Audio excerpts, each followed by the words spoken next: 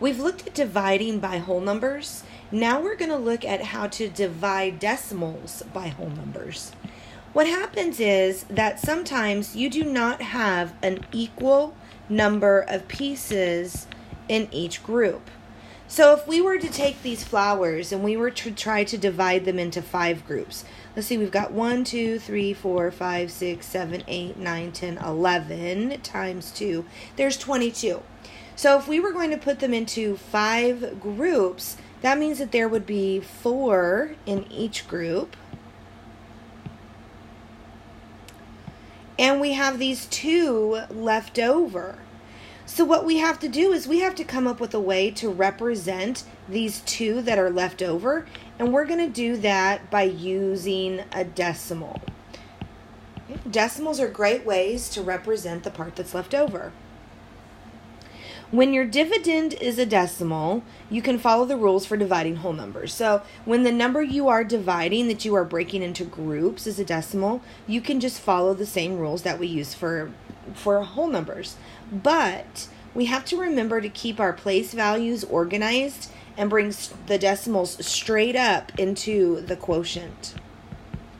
So let's look at this first problem, and this grid is going to help us to stay organized. So we have 53.2, and we're going to divide by 14. So the first thing that I'm going to do is I'm going to bring that decimal straight up into my quotient.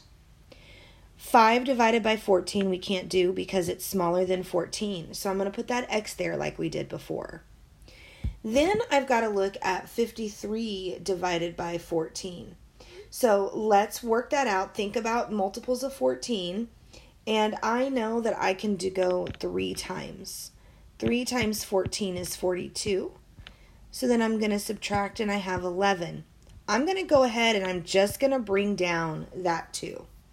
So then I end up with 112 divided by 14, which is 8. 8 times 14 gives us 112. So there we have it. There's our answer. It is 3.8. So it's the same thing we did before. We're just bringing that decimal up. Let's look at what happens when we have 378 divided by 30. How many times can 30 go into 3? Well, that's none, so it gets our X. 37 divided by 30 is 1. So 1 times 30 is 30, and we have to subtract. Here's our 7. We're going to bring this 8 down. 78 divided by 30, well, that's going to go in twice. 2 times 30 is 60. So I'm going to subtract, and I have 18 left over. Well, we aren't going to have remainders anymore. We're now going to add a decimal and a 0 so we can continue our work. Our decimal then also has to come up into our quotient. And let's bring this 0 down.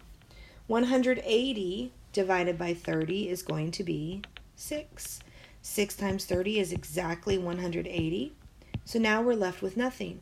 So 378 divided by 30 is 12.6. Let's look at one more together. We have 186.3, and we're going to divide this by 27.